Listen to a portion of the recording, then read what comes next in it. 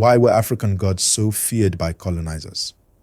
This question might seem simple on the surface, but the answer uncovers layers of cultural, political, and spiritual manipulation that fundamentally challenge the very fabric of African identity. African deities, revered for their power, wisdom, and intimate connection to the earth, were perceived as dangerous to the colonizers who sought to control the continent. But why? What made these ancient spiritual figures such a threat to the foreign powers that arrived on African soil? What led them to go to such extreme lengths to erase, demonize, and misrepresent the gods that had shaped African life for centuries? The process of erasing these powerful belief systems was not accidental, it was deliberate. The colonizers recognized that religion was never just a matter of faith, it was about control. They understood that African spiritual systems were intricately woven into the fabric of African life, connecting individuals to their culture, land, and community. By demonizing these deities, colonial powers could sever the deep bonds that tied people to their ancestral roots and reduce the strength of resistance to colonial rule. The fear of these gods was rooted not only in their power to inspire devotion, but in their potential to unite, empower, and resist the colonial invasion. Before colonization, Africa's spiritual landscape was rich and varied, with a vast array of deities and belief systems shaped by centuries of history and cultural exchange. These gods were seen as active participants in the lives of the people, not abstract figures worshipped from afar. They influenced every facet of life, from the agricultural practices that sustained communities to the leadership structures that maintained order. Unlike the detached, often hierarchical deities of Western religions, African gods were deeply tied to the community, offering guidance, protection, and wisdom that permeated daily existence.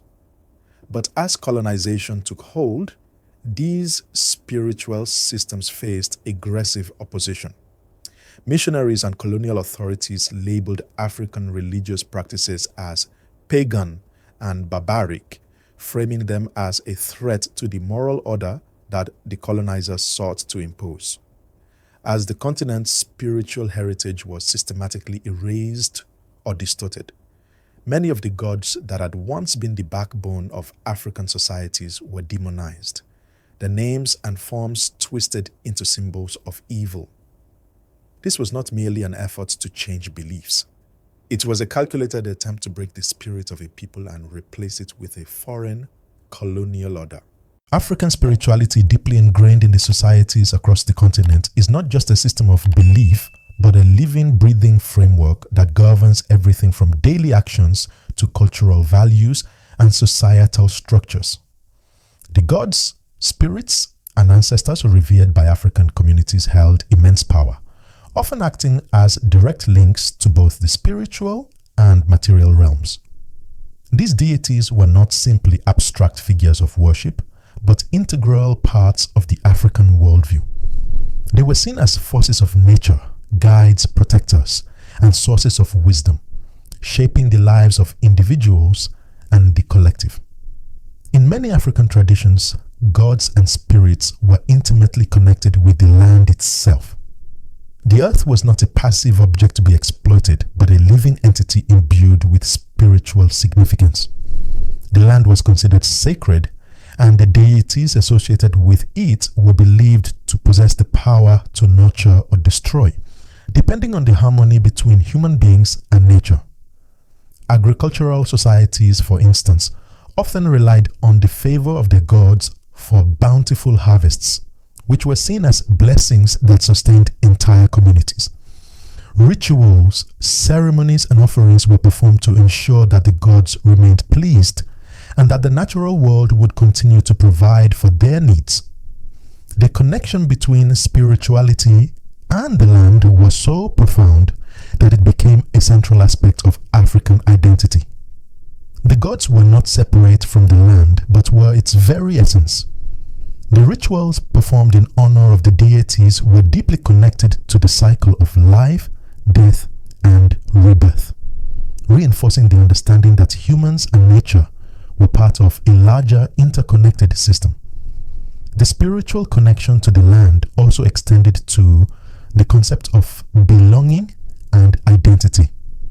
For many African communities, the land they inhabited was not just a place of physical residence, but the birthplace of their ancestors and the cradle of their culture. The gods of each region were seen as guardians of the land and its people, and the belief in their power reinforced a sense of deep-rooted identity. The land, in essence, carried the stories, struggles, and triumphs of generations before. And it was through these spiritual practices that people maintained their ties to their ancestors. To erase or undermine these beliefs would not just be an attack on religion, it would be an assault on the very foundation of who the people were. The land was a living testament to the existence and continuity of their ancestors' spirit, and the gods were seen as the link that allowed the past to guide the present and future. This deep connection to land and identity was not merely a matter of tradition. It had practical implications for daily life. African spirituality was not confined to temples or religious ceremonies alone. It was embedded in the very fabric of everyday existence. The gods were believed to influence all aspects of life, from health and healing to leadership and governance. In many African societies, spiritual leaders, such as shamans, priests, and medicine men, played crucial roles in maintaining the spiritual well-being of the community. These leaders were seen as mediators between the people and the divine, responsible for interpreting the will of the gods and ensuring that it was followed. They guided the people in their rituals, advised them on matters of health, and played vital roles in decision-making, especially when it came to issues of justice and governance. The gods also played a central role in maintaining harmony within the community. In some cultures, a community leader, often referred to as a king or chief, was not only a political figure, but a spiritual one as well. These leaders were often believed to have been chosen by the gods, and their authority was seen as divinely ordained. Their role was to ensure that the God's will was reflected in the governance of the people. If the leader was out of alignment with the gods, it was believed that the entire community would suffer, whether through famine, disease, or social unrest. In this way, spirituality and governance were deeply intertwined, with the health of the community being linked to both the actions of its rulers and the spiritual health of the people. The impact of African spirituality on daily life was not limited to the rituals performed during times of hardship or joy. It was a constant, ever-present force that influenced everything from marriage customs to the care of the sick. Healing practices, for example, were often based on spiritual principles, with the belief that physical ailments could be manifestations of spiritual imbalances. The healing process was therefore a holistic one, addressing both the physical and spiritual aspects of illness. In this way, African spirituality created a comprehensive system of care that nurtured the body, mind, and soul, emphasizing the interconnectedness of all aspects of human existence. At its core, African spirituality was not a distant or abstract system of belief, but a vibrant, living force that shaped and guided every part of life. It was a deeply personal and communal practice, one that was closely tied to the land, the people, and the identity of African societies. The gods were not just symbols of faith. They were powerful, active participants in the lives of the people, influencing their health, leadership, and very sense of belonging. In this way, African spirituality was a dynamic force that transcended the boundaries of religion and became the foundation for the very existence of its people. The arrival of European colonization on the African continent marked a pivotal moment in history, one that fundamentally altered the social, cultural, and spiritual landscape of the peoples who had lived there for centuries. At the core of colonialism was not just the conquest of land, but the imposition of foreign values, systems, and religions. Colonizers, armed with the belief that their culture was superior, introduced Christianity and Islam to Africa as part of a larger mission to civilize the indigenous population. For the colonizers, African religious practices which were deeply tied to the land, culture, and identity of the people were seen as primitive and barbaric. African religions were often labeled as pagan or even evil, a label that dehumanized the beliefs and practices of entire communities. In this worldview, African gods were demonized, their power reduced to something that needed to be eradicated to make way for the colonial order. Missionaries played a key role in the process of religious and cultural erasure. Driven by the belief that they were saving African souls, Christian missionaries descended upon the continent, determined to replace indigenous African religions with Christianity. The missionaries did not simply seek to convert individuals to Christianity. They aimed to uproot the very foundation of African spirituality. Through schools, churches, and colonial government support, they set about destroying the belief systems that had sustained African societies for centuries. Indigenous gods and spirits were vilified as demons or evil entities, and religious practices that had once been integral to the community were banned or heavily repressed. Missionaries often misinterpreted or deliberately distorted African spiritual practices, portraying them as sinister rituals meant to deceive and harm. What had once been sacred rituals for healing, protection, and community bonding were now labeled as acts of barbarism. And in many cases, those who continued to practice these traditions faced persecution. The colonial agenda was clear. To control the people, they first had to control their spiritual beliefs. African deities, gods, and ancestral spirits represented not just religious beliefs, but powerful symbols of resistance and autonomy. The presence of these deities in African life was a constant reminder of the people's resilience, their deep connection to the land, and their capacity for self-determination. In the eyes of the colonizers, these deities posed a direct threat to their control over African territories. The gods were not just seen as spiritual figures, but as powerful forces that could unite communities and inspire defiance against colonial rule. By attacking the spiritual practices of Africans, the colonizers sought to break down the cultural unity that was held together by belief in the gods.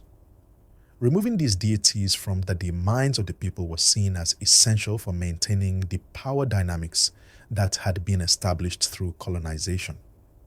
This was not just about religious conversion, it was about dismantling the very foundations of African societies, making them more malleable to colonial domination. In many African societies, the gods were not simply objects of worship, but also symbols of community power, ancestral lineage, and cultural identity. The deities were often tied to specific regions, families, or groups, and their veneration helped maintain social structures. These gods were the embodiment of collective strength, offering protection from invaders, guidance during times of crisis, and hope in the face of oppression. This made the gods of African traditions a natural focal point for resistance against colonization. Colonizers, therefore, viewed African deities as a direct challenge to their authority, and as long as these gods were revered, the spirit of resistance would live on. The more deeply embedded the gods were in the people's consciousness, the harder it became for the colonizers to establish control. Consequently, efforts to suppress, distort, or replace African spiritual practices were not only part of the colonial project to civilize, but were also critical to weakening the power of African communities to resist the forces of colonial domination. This struggle for power between the colonizers and the deeply rooted religious practices of Africa was about much more than just belief. It was about controlling the very essence of African identity. The demonization of African deities, therefore, was not merely an attack on a religion, but an attempt to erase a culture's history, its resistance, and its way of life. The gods were feared not just because they were supernatural figures, but because they symbolized the power of the people and their ability to challenge foreign oppression. The demonization of African deities was one of the most insidious tools of colonialism. The colonizers, through their religious and political systems, sought not only to convert the people of Africa to Christianity and Islam, but to erase the very foundations of their spiritual practices. The African gods, once powerful symbols of cultural pride and resistance, were systematically transformed into figures of evil and fear. In the colonial narrative, these gods were no longer seen as protectors or sources of wisdom. Instead, they were labeled as demons or devilish spirits that needed to be vanquished in the name of civilization and moral order. One of the most striking examples of this demonization is the way that certain African deities were equated with the devil in Christian religious teachings. Take, for instance, the Orisha of the Yoruba religion, such as Eshu, the god of communication, crossroads, and destiny. In the eyes of Christian missionaries, Eshu, a deity who represented balance and the fluidity of fate, was often portrayed as the devil himself, a trickster figure who led people astray. This misrepresentation was not limited to Eshu alone. Many of the Orisha, such as Shango, the god of thunder and justice, were similarly demonized. Shango, a powerful and revered deity, was reimagined as a chaotic and destructive force, no different from the biblical Satan in the Christian worldview. These gods, once venerated as embodiments of natural forces and human virtues, were now seen as evil spirits that needed to be eradicated. This process of demonization was not confined to the Yoruba faith alone. In the Congo, the indigenous spiritual practices were similarly denigrated by the colonial authorities. The Congo religion, which included the worship of Nzambi, the supreme god, and a pantheon of spirits, was depicted as a threat to colonial control. Nzambi, once seen as the creator of all things, was turned into an ominous figure of black magic and malevolence. Colonial missionaries presented the Congo gods as forces that could lead people away from the true path of Christianity. By demonizing these deities, the missionaries sought to replace them with the Christian God, a figure that was seen as more civilized and morally pure. The psychological transformation of these gods into evil figures was not just about religion. It was a deliberate attempt to rewrite history and control the narrative of African culture. The cultural and psychological impacts of this demonization were profound and long-lasting. The colonizers understood that belief systems are not just abstract concepts. They are a cornerstone of identity. By labeling the African gods as evil, the colonizers sought to strip the African people of their sense of cultural pride and spiritual strength. For generations, Africans were taught that their beliefs were inferior, dangerous, and morally corrupt. This not only affected the way they saw their own deities, but also how they viewed themselves and their place in the world.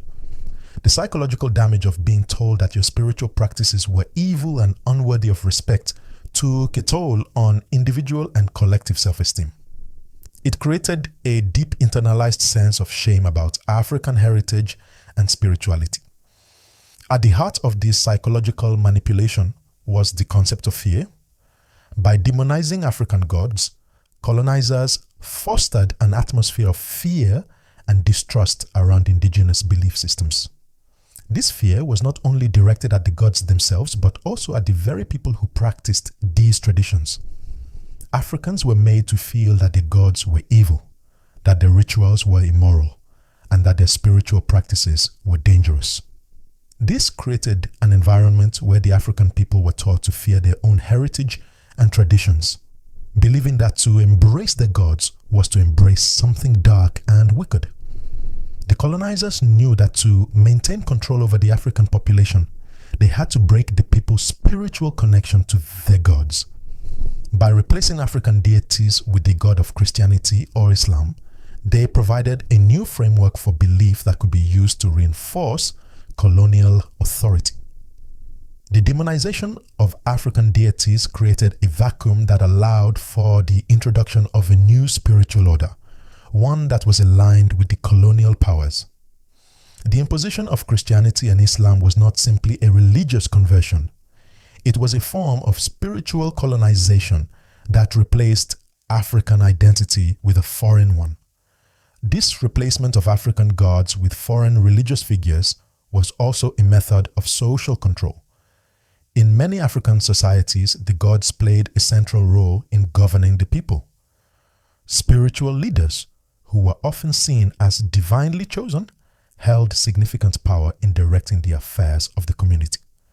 By demonizing these gods, the colonizers undermined the authority of the traditional spiritual leaders and replaced them with their own.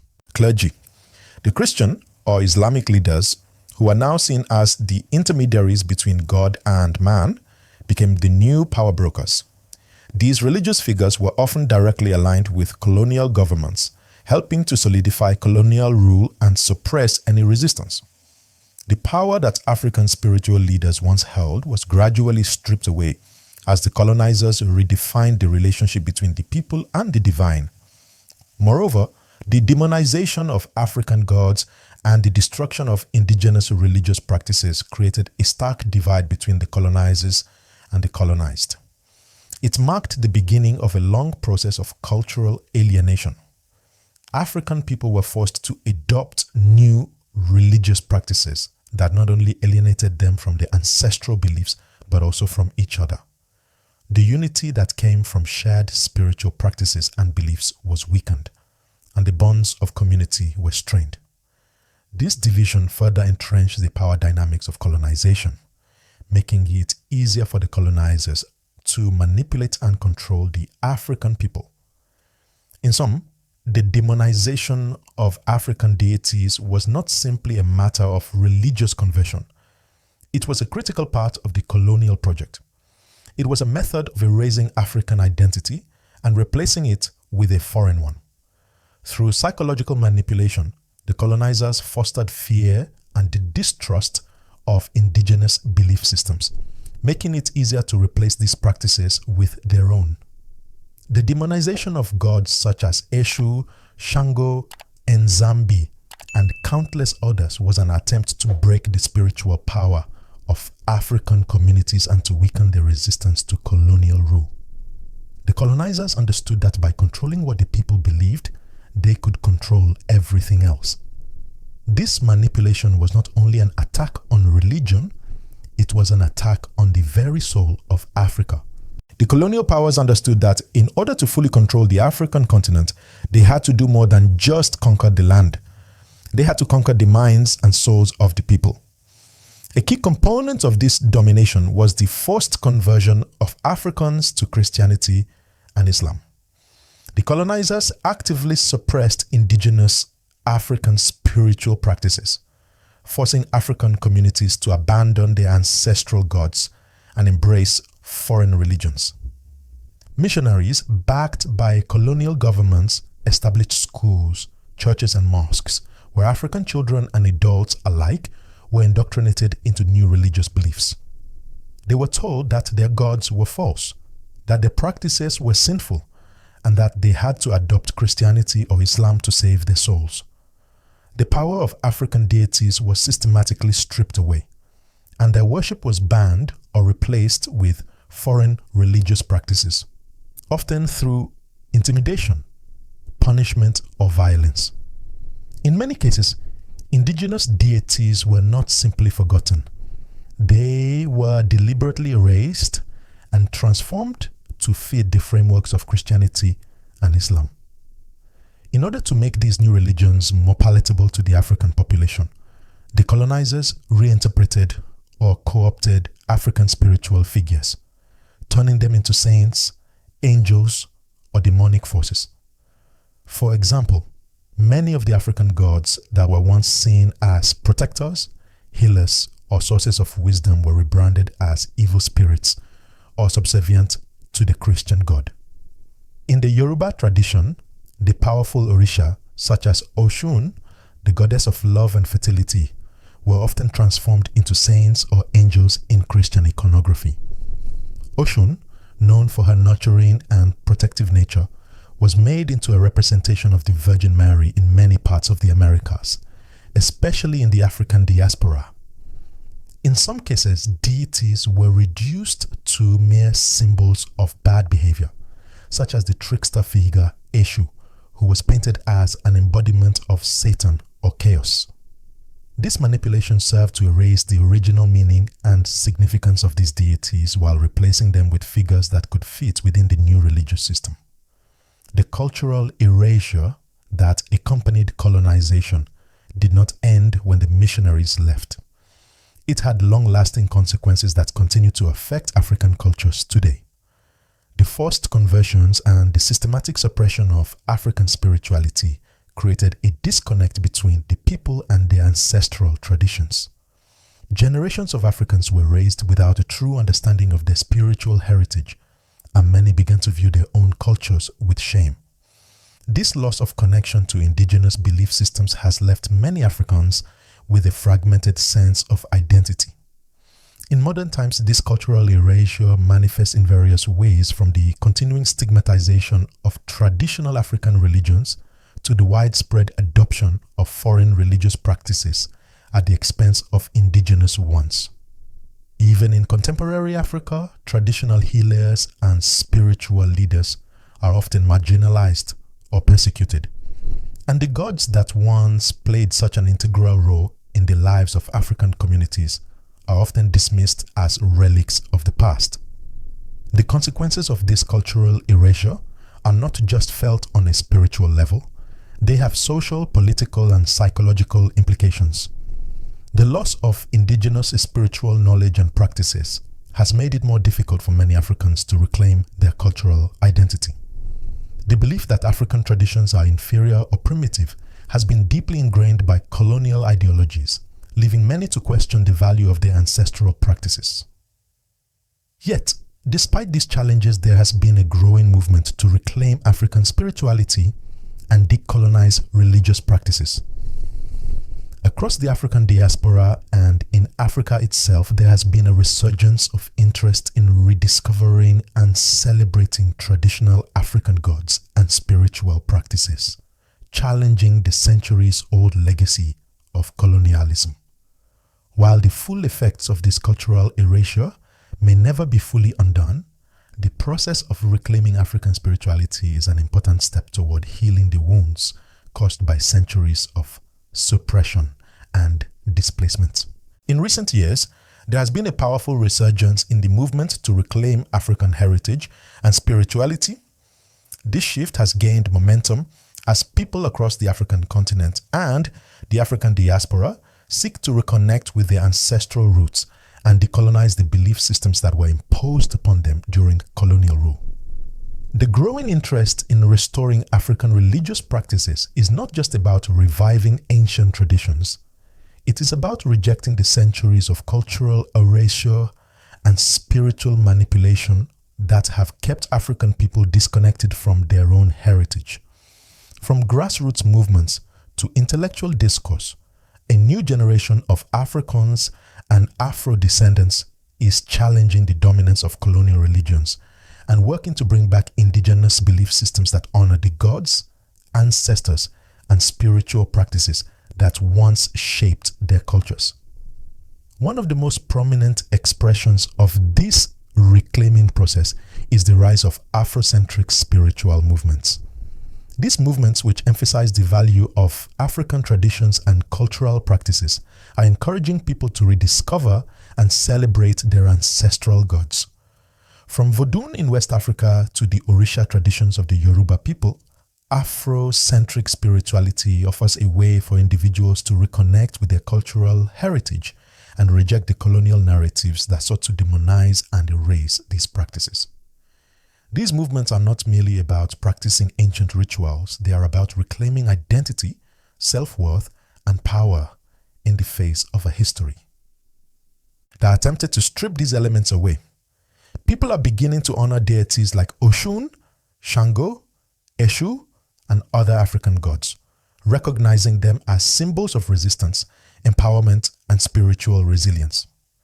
This revival of traditional beliefs is seen as a way of healing from the psychological scars of colonialism and affirming a deep connection to African roots. The role of education and social media has been critical in facilitating this resurgence of African spirituality.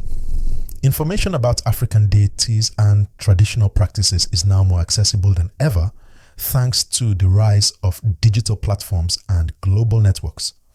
Social media in particular has become a space where people can share knowledge, stories, and resources about African spiritual practices, bypassing the traditional gatekeepers of knowledge such as universities or religious institutions. Platforms like Instagram, YouTube, and Facebook have allowed for the global exchange of ideas, and individuals can now learn about African gods, rituals, and philosophies from people around the world. This democratization of information is especially important in the context of global movements like Black Lives Matter and Pan-Africanism, where the reclamation of African heritage is central to the fight for justice, equality, and cultural pride.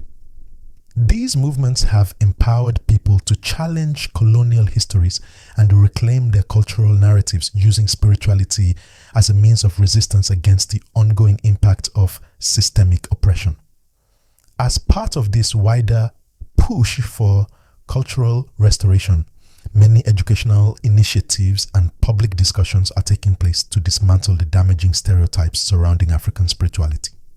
Schools, community centers, and spiritual leaders are working to provide accurate information about African deities, dispelling the myths that were created during colonialism. This is not just about the practice of religion, but also about embracing African culture in all its forms: art, language, philosophy, and history. The ongoing efforts to revive African spiritual traditions are transforming how African people view themselves and their heritage, helping to break down the colonial mentality that once stigmatized their beliefs. Through education, social media, and cultural movements, African people are reconnecting with their gods, their land, and their identities, ultimately working toward a future that honors their rich spiritual and cultural legacy. The fear that colonial powers had of African gods can be traced back to the deep-rooted power that these deities represented within African societies. Indigenous spiritual systems were not mere systems of belief. They were powerful frameworks that connected people to their land, their ancestors, and their collective strength. African deities, revered as embodiments of nature, justice, and wisdom, had an inherent connection to the empowerment of the people who worshipped them. These gods were not passive or distant figures, but active participants in the community's struggles, victories, and survival. Colonizers, who sought to control and subdue the African population, saw these deities as a significant threat because they were intrinsically tied to the resistance against foreign rule. The power of these gods was a constant reminder that African people had a spiritual and cultural foundation that could inspire unity, self-determination, and rebellion against colonization. African deities were more than just figures of worship. They were symbols of divine sovereignty. The gods embodied the collective power of communities, uniting individuals under a shared belief in their strength and resilience. This concept of divine sovereignty meant that the gods were not only present in everyday life, but also served as guardians of justice and freedom. In many African traditions, the gods had the power to ensure social order, protect the community, and in times of conflict, provide the strength to overcome oppression. Leaders and warriors often invoked the names of these gods before battle or important decisions, acknowledging that the authority came not only from human power, but from the divine. This connection to divine power gave African communities the confidence to resist invaders and maintain their autonomy. For colonizers, the spiritual significance of these deities posed a challenge to their efforts to dominate the land and its people. As long as Africans maintained their belief in these gods, the spirit of resistance remained alive. Moreover, the subversive nature of African gods made them a serious threat to the colonial order. The colonizers feared that the gods represented not just a spiritual force, but a revolutionary one. Many of the deities were associated with ideals of freedom, equality, and justice, values that directly contradicted the hierarchical, oppressive systems that colonizers sought to impose. African gods were often seen as embodiments of the struggle for liberation. Gods like Shango, the god of thunder and justice in Yoruba tradition, symbolized the power of righteous anger against tyranny. Such figures inspired African communities to reject foreign rule and seek autonomy. Colonizers, aware of the potential for spiritual resistance, took extreme measures to eradicate or demonize these deities. They recognized that these gods had the power to unite people across ethnic and cultural boundaries, turning what could be fragmented groups into a formidable force of opposition. In the face of such spiritual strength, the colonizers saw these deities not just as religious figures, but as existential threats to their control over the African continent. The fear of African gods was ultimately rooted in the profound connection between these deities and the concept of freedom from oppression. These gods were seen not only as protectors, but as sources of empowerment for the marginalized and oppressed. They embodied the potential for rebellion against foreign rule and offered a vision of a world where African people could live without subjugation. For the colonizers, this made African deities dangerous, not only because they were the foundation of indigenous spiritual practices, but because they represented a spiritual and cultural force that could inspire mass resistance. As long as Africans continued to revere their gods, they maintained a connection to their cultural identity and the possibility of overthrowing colonial powers. This fear of African gods, of their ability to unite, empower, and resist, was a key reason why colonizers sought to demonize and erase them, hoping to break the unyielding spirit of the people they sought to control. The demonization and erasure of African deities by colonizers was not merely an attack on religion, but a calculated attempt to sever the spiritual and cultural connection that African people had to their land, identity, and history.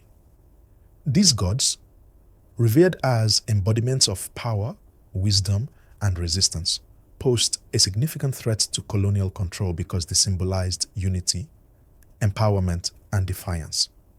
By distorting these deities into evil spirits or subservient figures, colonizers sought to undermine the African spirit and replace it with foreign belief systems that reinforced their dominance. The forced conversions to Christianity and Islam were not just about changing religious practices, but about reshaping the very essence of African identity.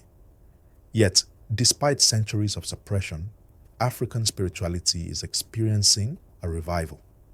Modern movements aimed at decolonizing spirituality and reclaiming indigenous heritage are reclaiming the power of these gods and restoring the cultural pride that was lost. From Afrocentric spiritual movements to the widespread use of social media for sharing knowledge, people are reconnecting with their ancestral beliefs and pushing back against the colonial legacy that sought to erase them.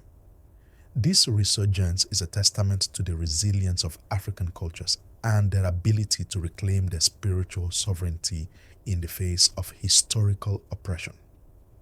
The gods that were once feared and demonized now stand as symbols of strength, resistance, and liberation. In reclaiming these deities, African people are not only reconnecting with their spiritual roots, but also redefining their place in the world. free from the constraints imposed by colonialism. The journey of reclaiming African heritage and spirituality is an ongoing process, but it is one that offers hope, empowerment, and a path toward healing from the wounds of the past.